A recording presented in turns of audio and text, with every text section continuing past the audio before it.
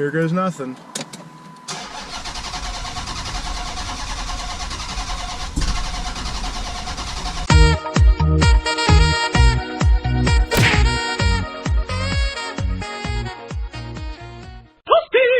This hopefully is the final night before we actually fire this thing up. I'm hoping to fire this thing up tonight. But before we do that, I gotta drain the oil out of here. Now, if my theory is correct, and everyone else's theory that I watched, any coolant that would have gotten into the oil will be in the bottom of the oil pan and actually come out first. And then the oil will sit on top of it. So that's why I waited to drain the oil. And let's see if that's actually in fact what happens. Yes. All the water is coming out. There actually wasn't that much water in there. Now I'll let that thing drain all the oil out of it. Then, while that's draining, I am going to hook up, I'm going to hook up the exhaust pipes.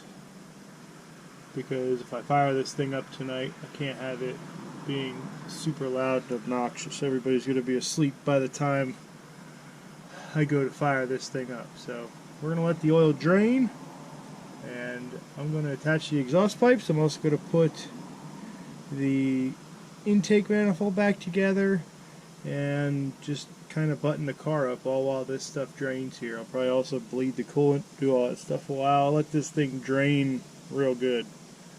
That way we get any residue, any filth out, and then we'll just put fresh oil in and we'll see. But yeah, looked like there was just a little bit of coolant in there, not as much as I thought there'd be. I brought this whole pan because I thought that there'd be a ton of antifreeze in there, but it wasn't that bad. It's a humid night, so all these stinking bugs are out. Ay. So I got the coils on, and I'm going to show you something cool that I discovered. So I'm going to turn this light off so these stinking bugs dissipate. I got finished really late, and I didn't even want to do, I honestly didn't even want to do the fuel injectors. I was just going to call it good enough, and glad I didn't. I'm glad that I stuck to what I said I was going to do, because when I went and got my injectors tested and cleaned today, I found that this injector here is swollen and broken. And when we hooked it up on his flow meter, this one was way down compared to all the other 7 injectors. This one was way low with fuel flow. Hey, that rhymed. It's getting late already. So I'm glad I actually had them tested, because this probably, and I kicked myself because I didn't label them, this was probably that number 6 cylinder. Being low on, not flowing in as much fuel, could have caused a little bit of the issues I was seeing in that number 6 cylinder. Doesn't look like it hurt anything, but yeah, if you're going to go to the dyno, guys, this I would highly recommend doing something like this. Either getting a fresh set of injectors, or at least having them tested, cleaned. Now all these injectors are going to flow the same. I had to end up getting a brand new injector. I'm glad I went and I got those tested. Now I'm just going to clean up the intake manifold a little bit, put in the injectors, including that nice shiny new one, and then I'm going to pop the intake on, and we should almost be ready to fire this thing up. It's a little bit dirty in there, but I don't have anything really to get up in there and clean that out really well. Besides, what I'd really like to do with this is actually get it ported. So if that ever comes to fruition, then I'll worry about it. And I'll also worry about, cleaning the throttle body, stuff like that, because it's not, I don't need to do it right now. The injectors, one little tech tip that I've always used, get a little WD-40, blast your O-rings. It just makes assembly process go a lot smoother. Alright, now I don't know why I got this, but I think it was because it was one of those Rock Auto purchases where it was going to ship from the same location as something else I got. So I was like, you know what? Back then when I ordered it, I was like, I had aspirations to paint the engine, and I was going to powder coat the valve covers and clean all these hoses up, redo the wires, make it all pretty and fancy, and this was just going to cap it all off. And then I did absolutely none of those things that I just mentioned.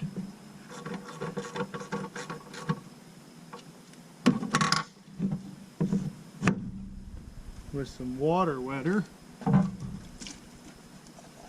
We'll see if this has any better results than the Purple Power I used a couple videos back. Actually, it was a while now, where I put the Purple Power's version of water wetter, or vice versa. Whoever came up with it first, I don't know.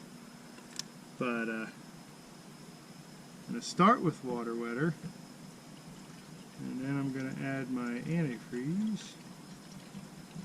I'm just going to put the whole bottle in because this cooling system is pretty much completely empty. So now I'm going to start adding my antifreeze.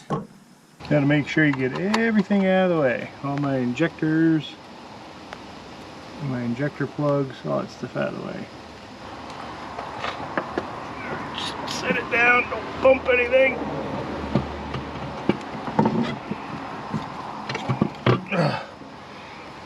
Whew. I think I already moved it. Yep, just a little bit. Nothing crazy.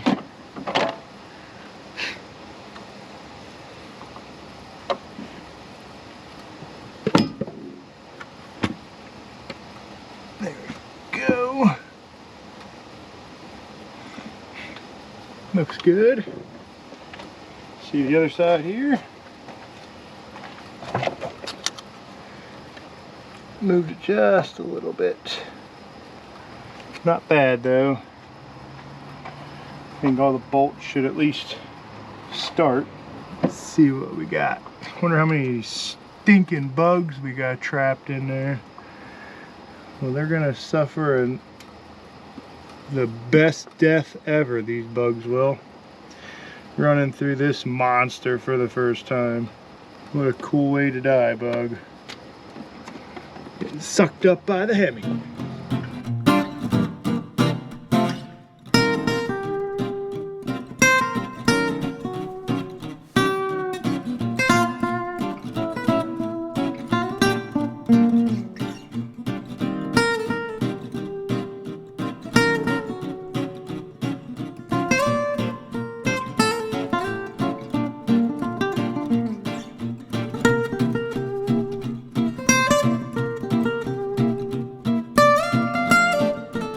Alright, intake manifold is on. Everything went on well. I remembered to plug in the map sensor on the back and then route the hose for the brake booster as well.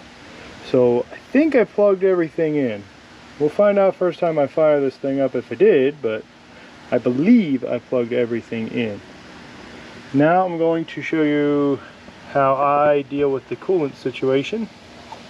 This right here on the top of the water pump is a 1/4 inch Allen, and you just want to take this bolt out.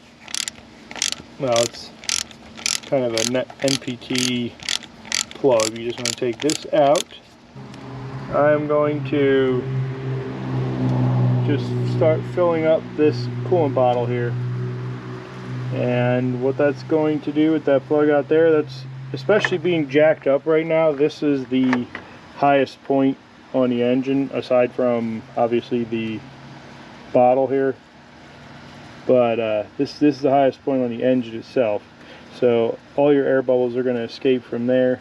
So what we're going to do is we're just going to fill the coolant up until we get a steady stream of fluid coming out of that water neck there. I'm going to go mix up some coolant and I'll be right back. Alright. Alrighty, so I'm just going to start filling her up.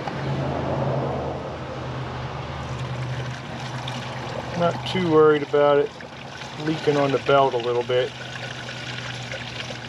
But now that I got a nice clear container, you guys can see if that pink stuff dissipates, which it should, and it looks like it is.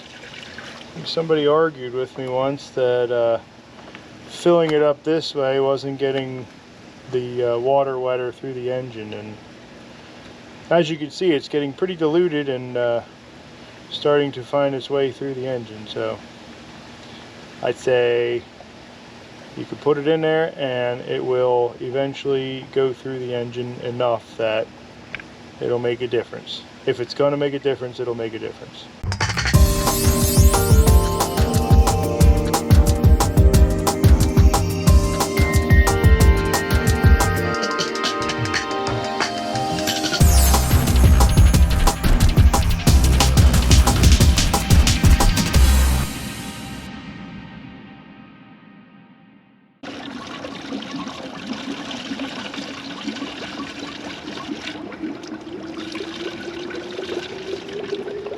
I hear it, I hear it.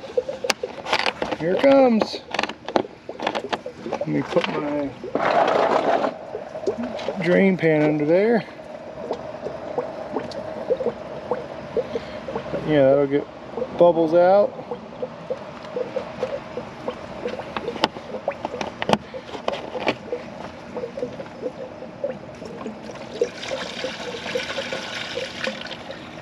You'll hear all the trapped air coming out of there.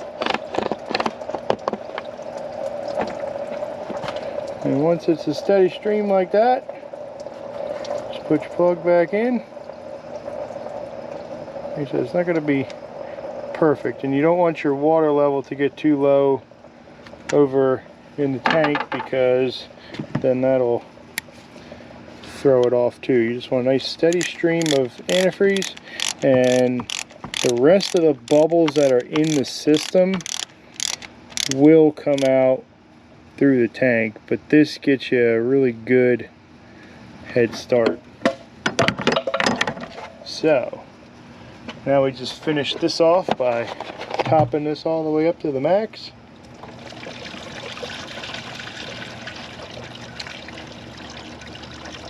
And this will actually probably go down a little bit as I drive it, and then I'll have to end up topping it up. But there you go. Cooling system is bled as good as you're going to get it without the vacuum system. So you're good to go, and just put the radiator cap, screw it back on, and it'll kind of purge itself. Alright, here goes nothing. Now it doesn't matter how many times I do this, anytime I start a car after I've done an extensive amount of work, I always get nervous, but we'll just crank her, and hopefully by the time the fuel pressure builds, it'll actually have a little bit of oil running through it. So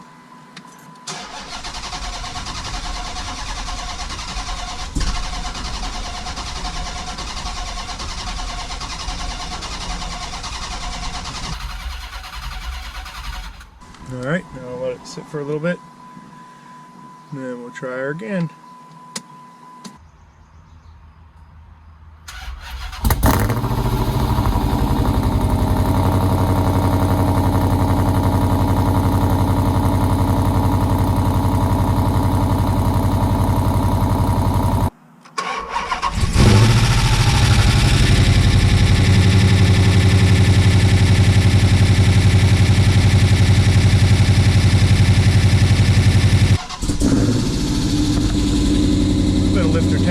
But nothing crazy. Pull up the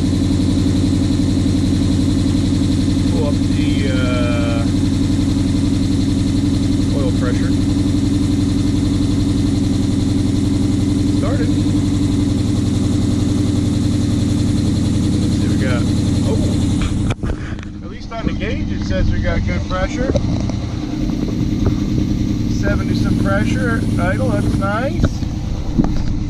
That's good pressure. It's starting to quiet down a little bit. It's still making noise, but it's starting to get a little bit quieter, so. Sounding good. Go out and walk around.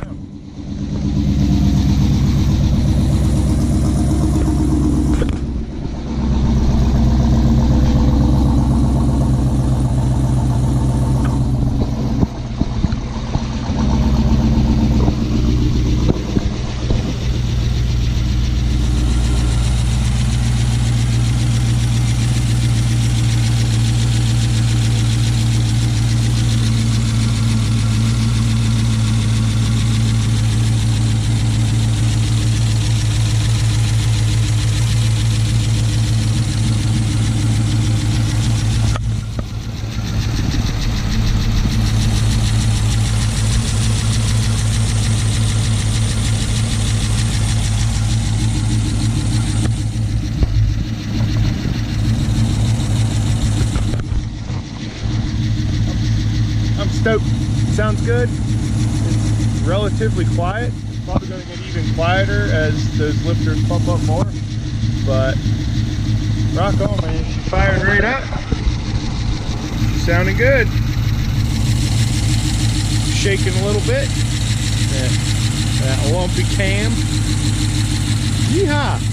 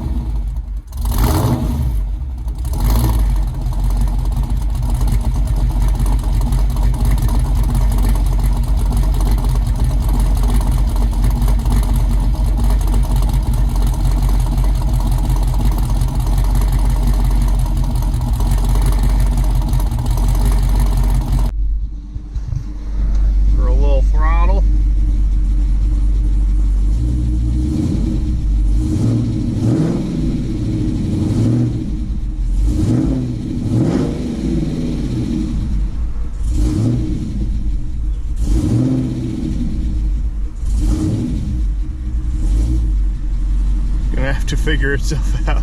This is where the tuning's going to come in. It's going to have to figure all this stuff out. The lobe separation angle is slightly different than stock, so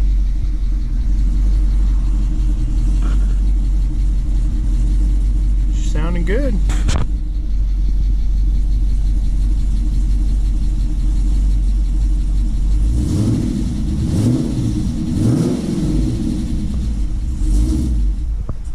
Oh, yeah.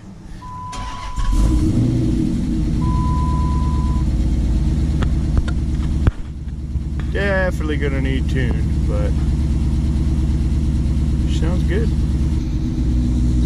Alright, well the next thing I'm gonna have to do is get the front bumper on and take this thing for a bit of a test ride. Now I'm not expecting much. I'm not gonna rev it up that much because again, it's not tuned, so I'm not going to risk breaking something just so I can go out and do a fun run. But yeah, the car's got to figure itself out, and it's not going to be able to do that through the stock ECU because it's going to be trying to put in stock parameters, and that's not going to work. So definitely needs to tune, but we'll see.